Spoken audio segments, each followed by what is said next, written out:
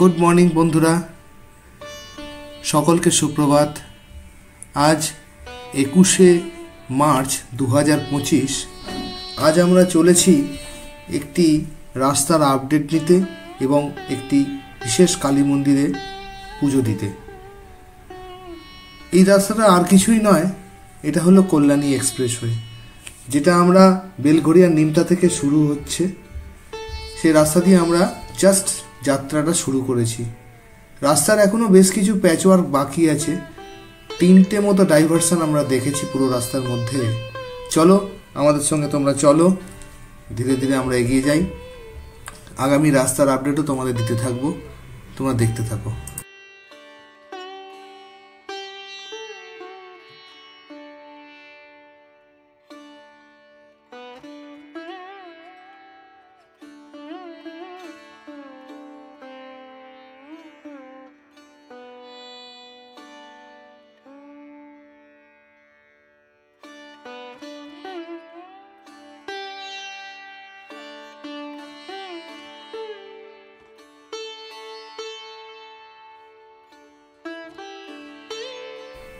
বন্ধুরা, এই কল্যাণী এক্সপ্রেসওয়ে হলো 40 কিলোমিটার দীর্ঘ একটি টোল পথ। এতে কোনো কোনো জায়গায় 3 লেন, কোনো কোনো জায়গায় 6 লেন হয়ে গেছে। এই রাস্তাটি কলকাতা শহরের সঙ্গে নদিয়া জেলার যোগসূত্র স্থাপন করেছে। কলকাতার উপকণ্ঠে উত্তর 24 পরগনা জেলার নিমতায় এই রাস্তাটা শুরু হয়েছে এবং এটি কল্যাণীর সঙ্গে যোগাযোগ স্থাপন করেছে। কলকাতা মেট্রোপলিটন ডেভেলপমেন্ট অথরিটি এই রাস্তাটি রক্ষণাবেক্ষণ করে এবং নিয়ন্ত্রণ করে থাকে। এটিকে 2 লেনের রাস্তা থেকে 4 লেনের রাস্তায় রূপান্তরিত করার পরিকল্পনা অলরেডি বাস্তবায়িত। হুগলি নদীর তীরে অবস্থিত সোদপুর, ব্যারাকপুর, নৈহাটি প্রভৃতি জনবহুল শহরের রাস্তার যানজট এড়াতে এই রাস্তাটি একটি বাইপাস হিসেবে ব্যবহার করা হয়। কল্যাণী এক্সপ্রেসওয়ে শহরগুলির মধ্যে যাতায়াতের সময়কে গুরুত্বপূর্ণভাবে 2 ঘন্টা থেকে প্রায় 1 ঘন্টায় কমিয়ে নিয়ে এসছে। সোদপুর, ব্যারাকপুর, বারাসাত, মধ্যমগ্রাম, কাকিনাড়া, খড়দহ ও কাঁচরাপাড়ার সঙ্গে এই রাস্তাটি সংযোগ রক্ষাকারী গুরুত্বপূর্ণ ফিডার রোডগুলি ও প্রসারিত এবং যোগাযোগ যুক্ত।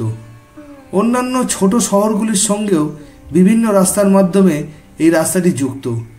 1 নম্বর ও 2 নম্বর রাজ্য মহাসড়ক ও 34 নম্বর সড়ক, যেটা 34 নম্বর জাতীয় সড়ক, আলাদা আলাদা স্থানে এই রাস্তার সঙ্গে যুক্ত হয়েছে।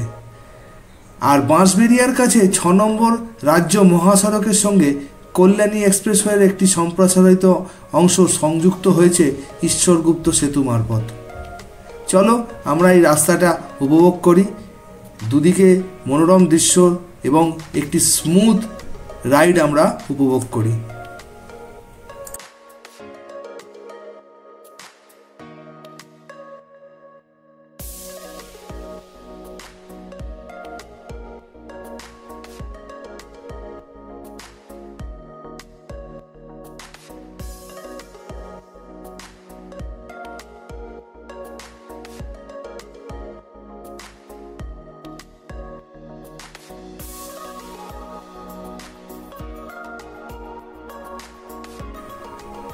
এই এক্সপ্রেসওয়েটাতে চলতে চলতে আমরা একটা জিনিস লক্ষ্য করলাম, এই রাস্তায় প্রচুর ফ্লাইওভার। এবার প্রশ্ন হচ্ছে এই ফ্লাইওভারগুলো কেন?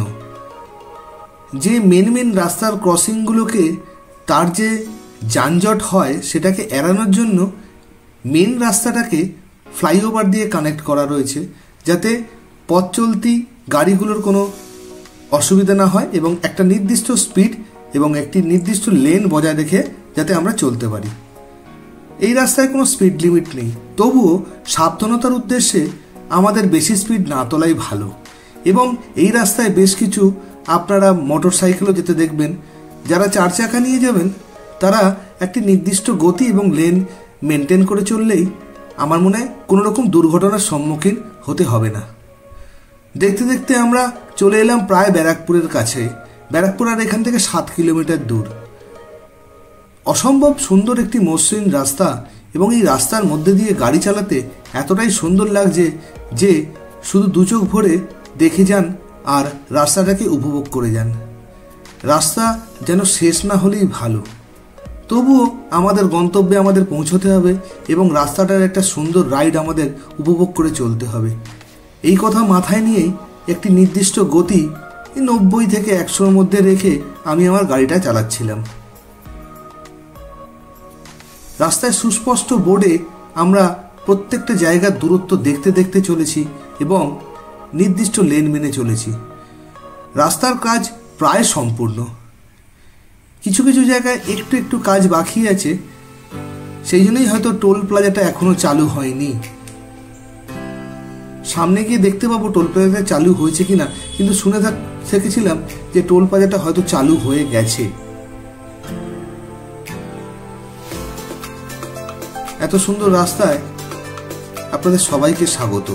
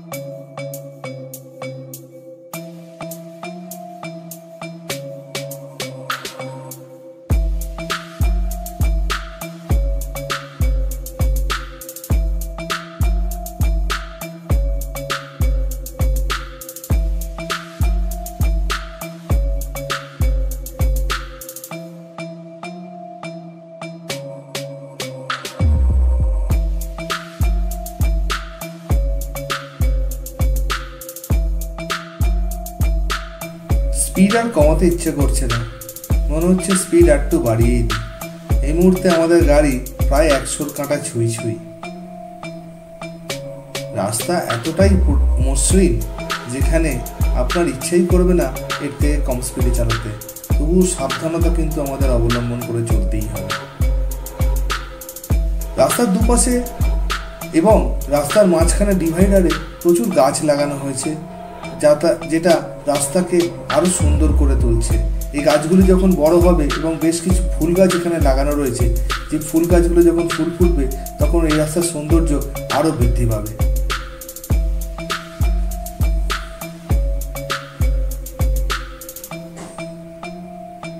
সকালবেলা হওয়াতে রাস্তা মোটের উপর ফাঁকা, সুতরাং আমাদের নিমতা থেকে কল্যাণী অবধি এই রাস্তায় এই কন্ডিশনে যাওয়ার সময় ম্যাক্সিমাম 1 ঘন্টা হওয়া উচিত।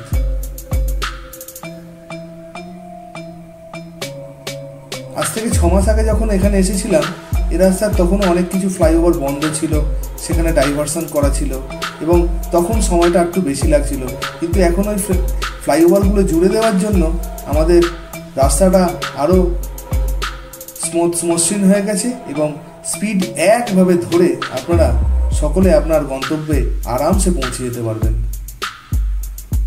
সামনে চোখ দিয়ে তাকালে অসম্ভব সুন্দর একটি শহরাঞ্চলের মধ্যে দিয়ে যাওয়া রাস্তাকে আমরা দেখতে পাচ্ছি। দেখতে দেখতে আমরা টোলগেটটার কাছে পৌঁছে গেছি।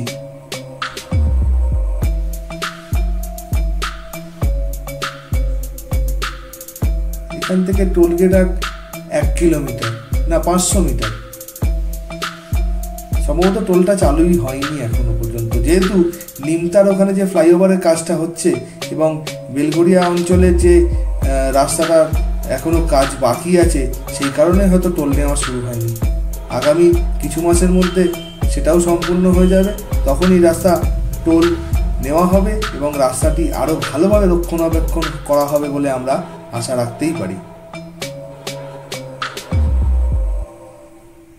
শহরাঞ্চলের মধ্যে দিয়ে চলা এবং কলকাতার উপকণ্ঠে থাকা এই রাস্তা সবসময় সুন্দর থাক, এটাই আমরা চাইব, যাতে আমরা কলকাতা থেকে কল্যাণী শহরাঞ্চলে আসার জন্য যেন বেশি সময় আমাদের না লাগে।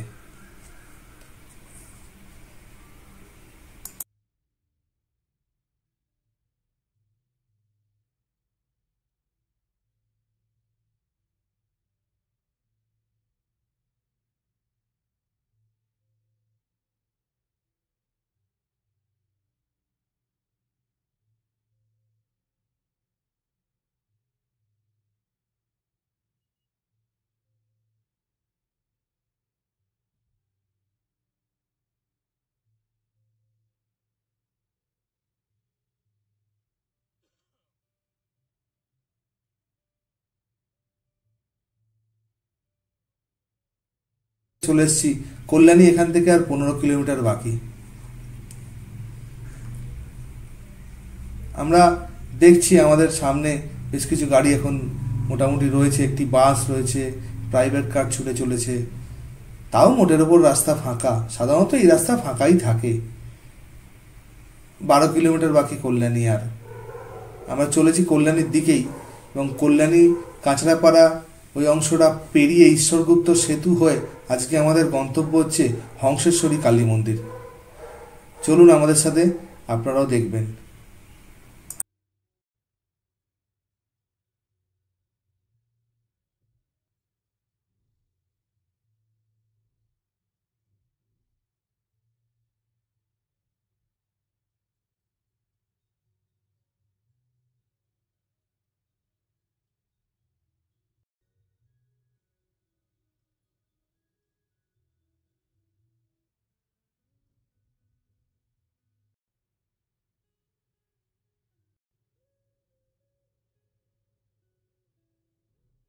কল্যাণী, আর এখান থেকে কল্যাণী আর 6 কিলোমিটার বাকি। এটা আমরা কাঁপা মোড়ের কাছাকাছি চলে এসেছি। এখানে আবার রাস্তা এক্সপ্যান্ডেশন এবং ফ্লাইওভার নতুন করে হয়ে 34 নম্বর জাতীয় সড়কের দিকে বেঁকে গেছে এবং একটি রাস্তা ওই দিক থেকেও এই রাস্তায় এসে মিশেছে। এই জায়গাটা দেখতে খুব সুন্দর। প্রায় আমরা কাঁচরাপাড়ার কাছাকাছি চলে এসেছি। ফ্লাইওভারের নিচ দিয়ে এখন আমরা যাচ্ছি, ফ্লাইওভারের পাশ দিয়ে আমরা গিয়ে মূল রাস্তায় আবার যোগ হব।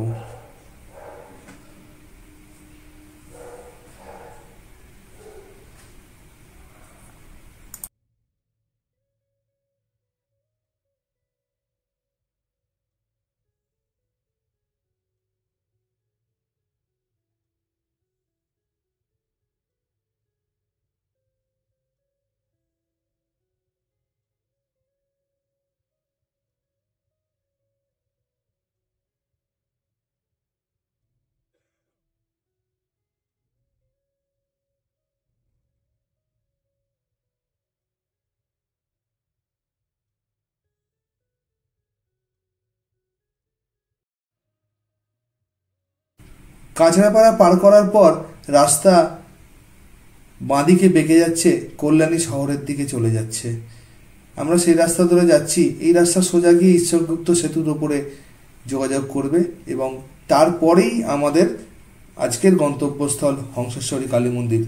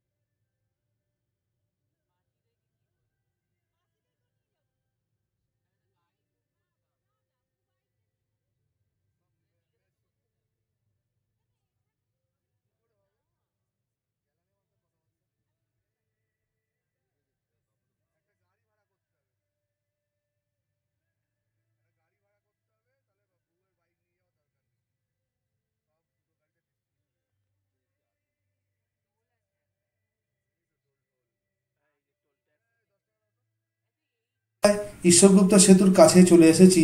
এখানে পুরনো সেতুটা রক্ষণাবেক্ষণের জন্য গাড়ি পিছু 10 টাকা করে টোল নেওয়া হয় দুদিকেই।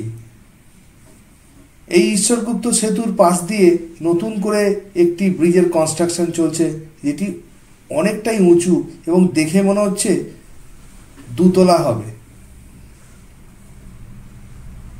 আমরা প্রায় আমাদের যে প্রতীক্ষিত হংসেশ্বরী কালীবাড়ির কাছাকাছি চলে এসেছি। এই ব্রিজটা পার করলেই আমাদের বাঁ দিকে বেঁকে যেতে হবে, তারপরে আমরা ওই মন্দিরে গিয়ে উপস্থিত হতে পারবো।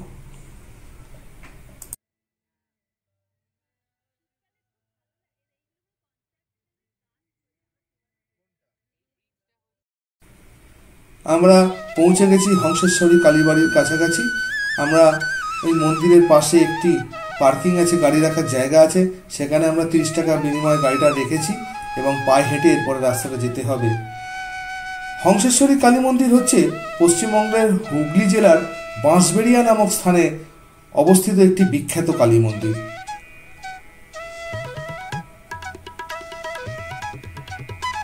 কথিত আছে রাজা নৃসিংহদেব 1799 সালে হংসেশ্বরী কালী মন্দিরের নির্মাণ শুরু করেন এবং অর্ধেক কাজ চলাকালীন তার মৃত্যুর পর বাকি কাজটি 1814 খ্রিস্টাব্দে তার পত্নী রানী শঙ্করী নির্মাণ কাজ সম্পন্ন করেন। এই মন্দিরে 13টি রত্ন মিনার প্রতিটি প্রস্ফুটিত পদ্মের ন্যায় নির্মিত।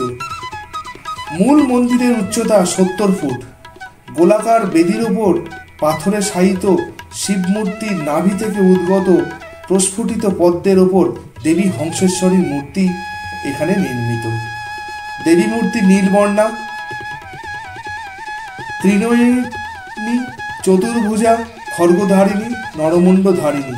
এই মন্দিরের পাশেই নির্মিত আছে টেরাকোটার কাজে অনন্ত বাসুদেব মন্দির। দুটি মন্দিরই ভারতীয় পুরাতত্ত্ব বিভাগ দ্বারা এখন সংরক্ষিত। মাতা হংসেশ্বরী দেবীর মন্দিরে নিত্য পূজা পাঠের ব্যবস্থা আছে। ভক্তজন প্রতিদিন মাতাকে ভোগ নিবেদন করতে পারেন।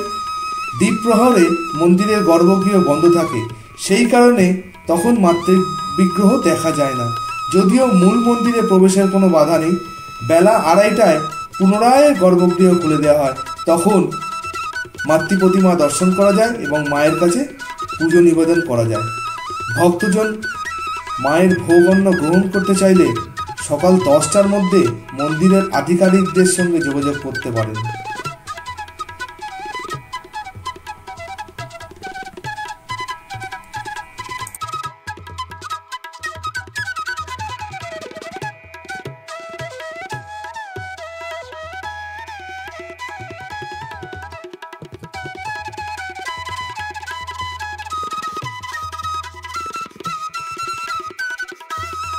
মন্দিরের উল্টো দিকে এই এখন যে বাড়িটি আপনারা দেখছেন, এটি রাজবাড়ি।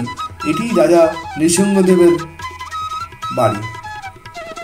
ইনি ছিলেন এখানকার জমিদার এবং ইনি এই মন্দিরের ভিত্তিপ্রস্তর স্থাপন থেকে অর্ধেক কাজ সম্পন্ন করেছিলেন। বাকি কাজটি ওনার পত্নী রানী শঙ্করী এই মন্দিরটি কাজ সম্পন্ন করেন এবং জনগণের উদ্দেশ্যে উৎসর্গীকৃত করেন।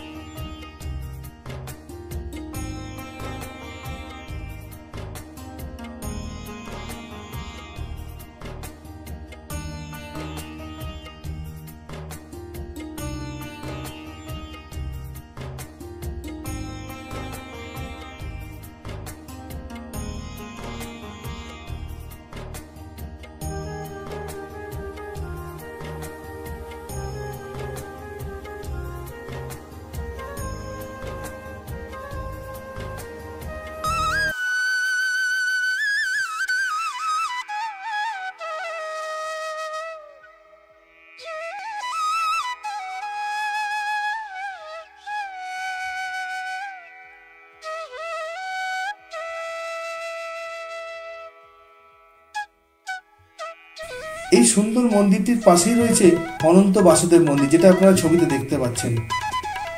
এটি একটি টেরাকোটার অনবদ্য উদাহরণ হিসেবে আপনারা নিতে পারেন। এই মন্দিরের পাশেই রয়েছে অনন্ত বাসুদেবের মন্দির। এই অনন্ত বাসুদেবের যে মন্দিরটি, এটা কিন্তু মূল কালী মন্দির থেকেও আগে স্থাপিত। ওই মন্দিরটি স্থাপন করেন রাজা রামেশ্বর দত্ত। এই মন্দিরের চূড়াটি অষ্টভুজাকার এবং মন্দিরের গায়ে টেরাকোটার শিল্প, রামায়ণ, মহাভারত ও কৃষ্ণলীলার ছবি খোদাই করা আছে। মন্দিরটি চারচালা কাঠামোর উপর নির্মিত এবং শিখরের চূড়াটি অষ্টকোণাকার। এই মন্দিরের দৈর্ঘ্য 35 ফুট 8 ইঞ্চি এবং প্রস্থ 32 ফুট 4 ইঞ্চি। সম্পূর্ণ মন্দিরটি ইট দিয়ে নির্মিত। চারকোণা নকশার এই মন্দিরের তিন পাশে 3টি করে খিলানযুক্ত অলিন্দ রয়েছে এবং গর্ভগৃহে প্রবেশের জন্য 2টি দরজা রয়েছে, কিন্তু বর্তমানে এই মন্দিরে প্রবেশ নিষিদ্ধ।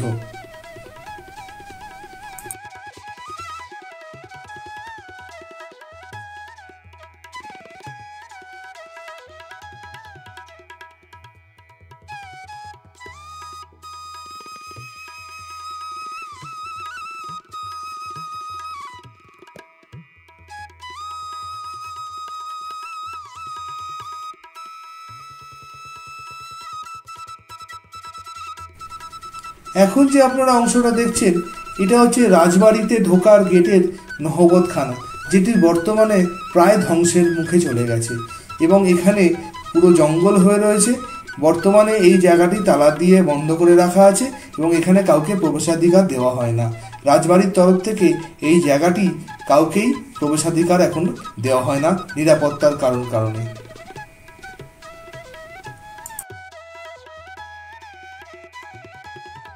আমাদের আজকের ভিডিওটি ভালো লাগলে দয়া করে সাবস্ক্রাইব করবেন এবং আমাদের পাশে থাকবেন। আমরা কিভাবে আরও ভালো করতে পারি সেটা দয়া করে আমাদের কমেন্ট করে জানাবেন। ধন্যবাদ।